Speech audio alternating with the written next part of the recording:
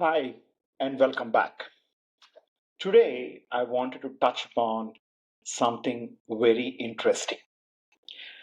Have you heard about an app called Rectangle? This is available on a Mac laptop. What basically it does is when you have multiple windows open, it helps you sort the windows and align them in the four corners of the screen or however you want to do it. Their USP is it's more keyboard driven, and it makes a lot of sense because otherwise you don't need to put a window up there, align it, resize it, and all that stuff. The app takes care of itself, or it has a but icon on the top menu bar. You click it and you select the window and say align it here. Very useful app. I've been using it for about 2 years now. But with the new Mac OS, there is no need of rectangle anymore. Mac has included the alignment of the window into the app itself or into the ecosystem itself. So the app of Rectangle is not required by anybody. You don't need to buy anything. It's a secondary issue. The company has a lot of other apps which are useful, but Rectangle will get obsolete in the next few months when people start adopting to the new Mac OS ecosystem. Now, why I brought this topic is as ideators, as entrepreneurs, we want to create something which lasts long. But in today's dynamic world, how do you know it's going to last long? How do you know that you can be sure of your product or your app going to live for a lifetime? That's very uncertain, unless until you have other plans. In this video, I wanted to talk about the 7 key things what you need to keep in mind as an entrepreneur, as an ideator, as an innovator to ensure you're building a foolproof product for a long time. Now, one of the most interesting aspects of entrepreneurship is we start the journey thinking one day somebody will acquire us, or one day we will do something else. One day I'm going to sell the company, or one day I'm going to do something different. However, if you are not prepared to do those things, or let's say your company is not getting acquired, your product is not being purchased by somebody else, I can give you examples where many deals fell through because of what the founders are looking for and what actually the market is paying for them is not working out. Now, in this video, I wanted to focus on these 7 things which will help you as an ideator to start building or start thinking about how the longevity of your product and how you should prepare yourself to build products which last a lifetime. The first thing is identify a timeless problem. Now, when I talk about a timeless problem, the 3 things which come into our mind: education, healthcare, and finance. These 3 are timeless problems, will be there to the end of the universe, whenever that is. We really don't know about it, but these are timeless problems. But do you mean that you have to build something in this direction itself? Not required. Today, for example, there are a lot of tools which have come out for social media influencers or people like me who are doing YouTube videos. I can do it on the phone. I can use a camera. There are editing softwares. It'll write the captions automatically. It'll cut into small 60-second videos so that I can use it for marketing purposes. Lot of other aspects are there. These are called ancillary products or ancillary support systems for the main one. If you go back into tracking if you're solving a timeless problem or not, you will know that you are part of the bigger ecosystem which will ensure that you are there. However, when you are building timeless domain problem, or when you're solving a problem for the timeless domain, you are looking at practicality first. Don't be too futuristic about it, and don't be as on today. Because if you're too futuristic, the remaining trends, when they come in, it might impact you.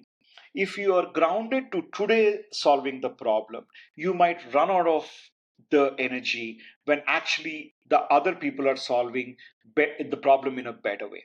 So you need to balance out this whole aspect of your product. Look at it, how you're solving. See if you can add any more workflow which will help you sustain for a little futuristic approach. So that's one thing you can consider while you are building your product. The second one, the most important, ensure you are incorporating scalability into your product. This can be a physical product, this can be a technology product, anything, but ensure you are scalable. What if you become big and you one day it lapses, your product lapses? There's a fantastic example. Way back in 2013, if I'm not wrong, there was an app, it was conceptualized in the US. What it was doing is it was allowing people to book a table at their favorite bar for the weekend, because weekends usually gets rushed. Now, everything went well, but when they went live that day, when they pushed it, they marketed the app very well and did everything. That day, the technology crashed and the app had no future. Eventually, they closed down. Now, these are the things what you need to consider. You should be prepared mentally.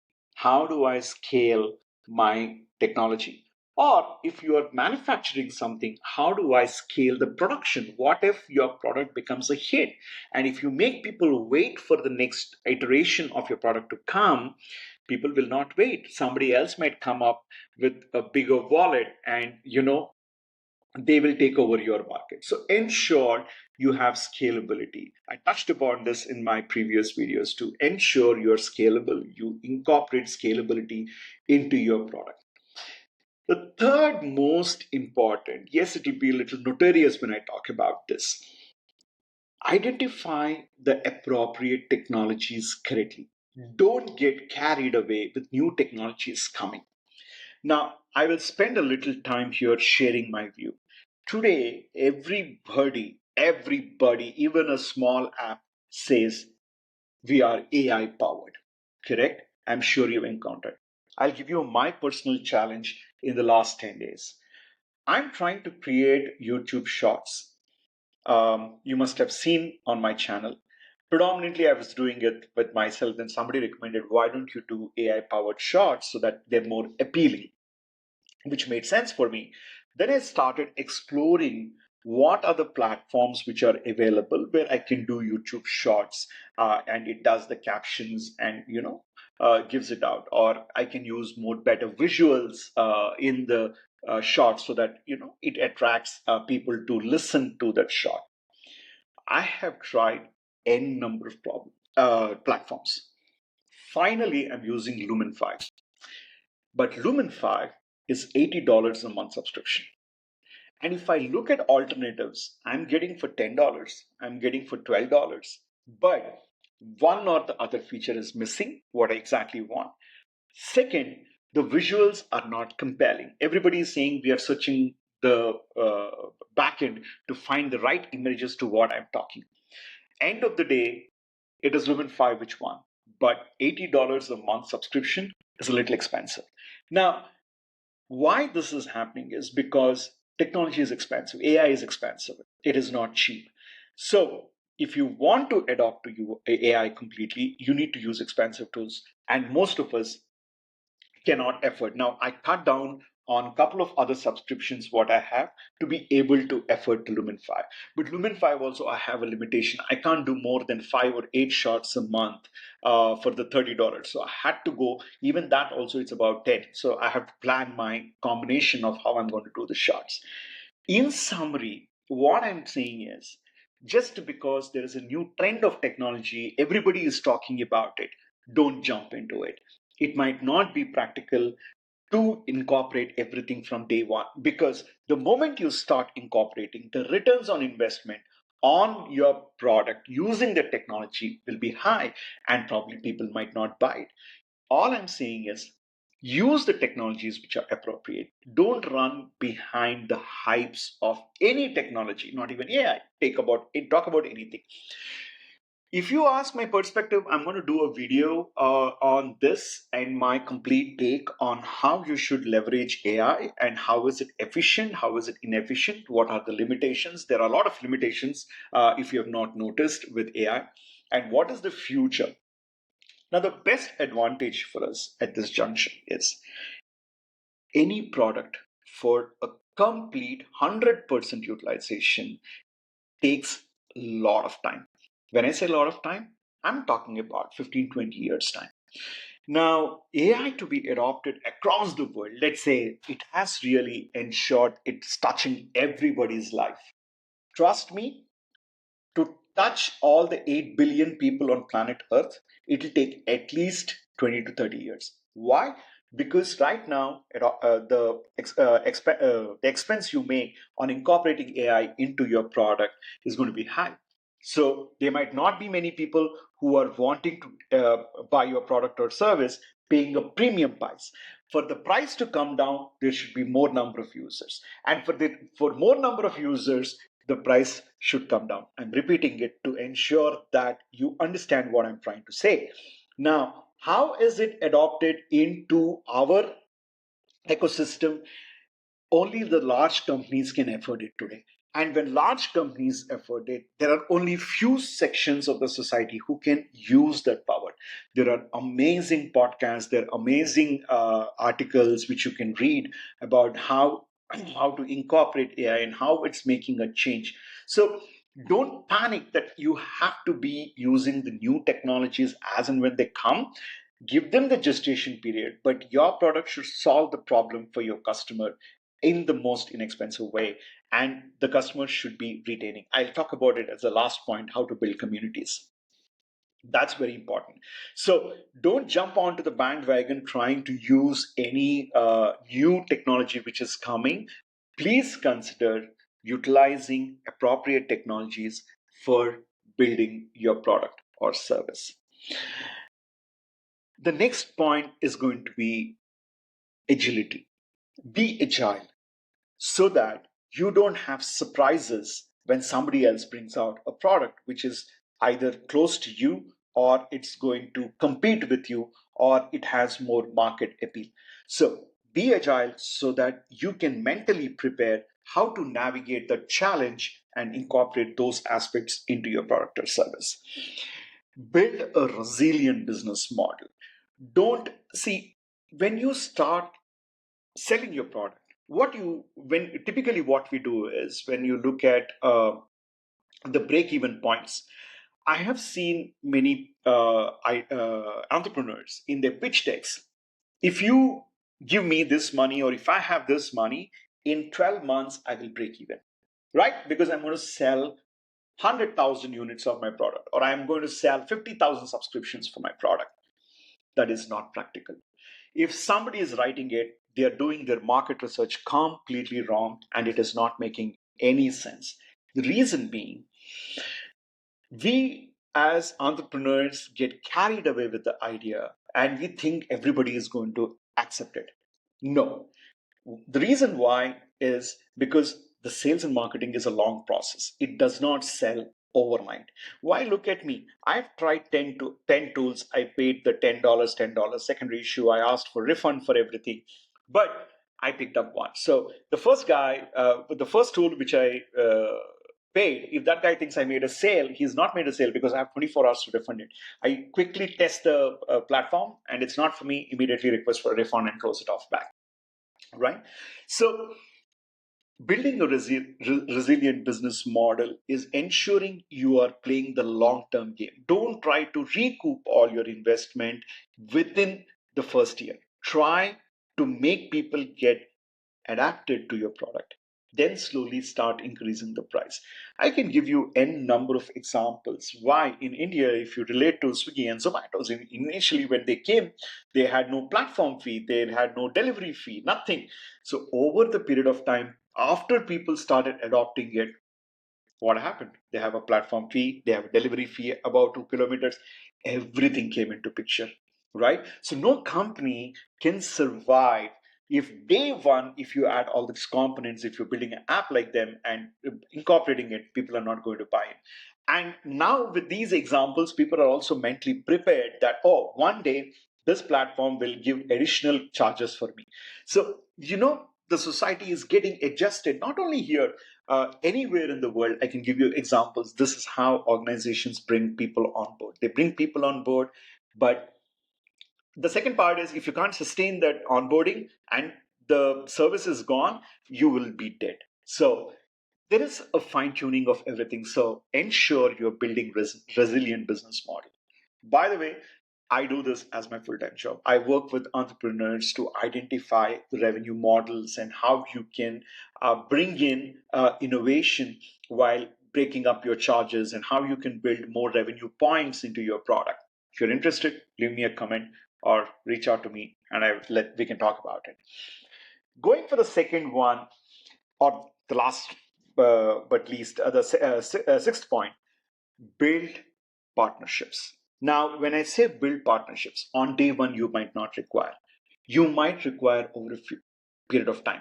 So ensure you categorize your product offerings and how you have to partner, or if you have to partner with others for you to survive. So, for example, if you're building a hyper local delivery platform, right, you need partnerships. Let's say initially you don't need partnerships. You have decided that you're going to become a wholesale or a retail person, and you're going to stock everything and you're going to service it from your platform. Fantastic. But the next point is, over a period of time, you might have to have partners, because you can have your store warehouse in one location, but if you have to give it to other locations, you can't deliver immediately. Freshness will be gone. There are a lot of things will come into picture. So you might want to partner with somebody to have a local warehouse in that locality to deliver it faster. Keep that in your planning. So if you don't have partners today, you will have tomorrow, because there is no business which exists without partnerships today. So, and the future is going to be platform driven. I will talk about it a little later on what are platforms and how you should think of creating a platform. But yeah, it's going to be platform driven. So ensure you are planning for future partnerships. Last but not the least, most importantly, today's winning products have communities. Communities are your strong backbone. You have to plan for it if you want to create an award winning product or platform. Let me give you an example. Apple, Microsoft, Samsung, Huawei, all these people are coming out with various ideas, various innovations. Now, why do we have a lot of memes across the sales and marketing teams of Samsung and Apple, right? Because Samsung says we are better than them. We have a better feature than Apple. Apple says we are much more better than them. Okay, Apple never says it, but still, what I'm saying is, but you have hardcore fans of the Apple ecosystem. You have hardcore fans of the Samsung ecosystem. You have hardcore fans of Huawei ecosystem, or any other ecosystem for the matter of fact. They are building their communities. They are their strong bone. So whenever there is a new phone launches, even though the phone has better features or better affordability and everything, hardcore fans don't jump bridges because they're used to the ecosystem, right? The way I use my phone is my personal choice, and I'm used to my workflows. That's the hook for you. So if you're building a product or a service, try to find ways how you can hook your users onto you so that they become loyal to your product, and thereby you're starting to build a community. And when you start building a community, there is a lot of give and take. So for instance, if you are on the Samsung ecosystem or the Apple ecosystem, certain new apps which come, hey, this is a beta for you, why don't you test it and give us, so you get insights into new things. Or if you are using, whenever Samsung launches a new phone, they say, existing guys, if you want to upgrade, here is your coupon code. So they're ensuring they're taking care of their ecosystem members. Build a strong community who are favoring you.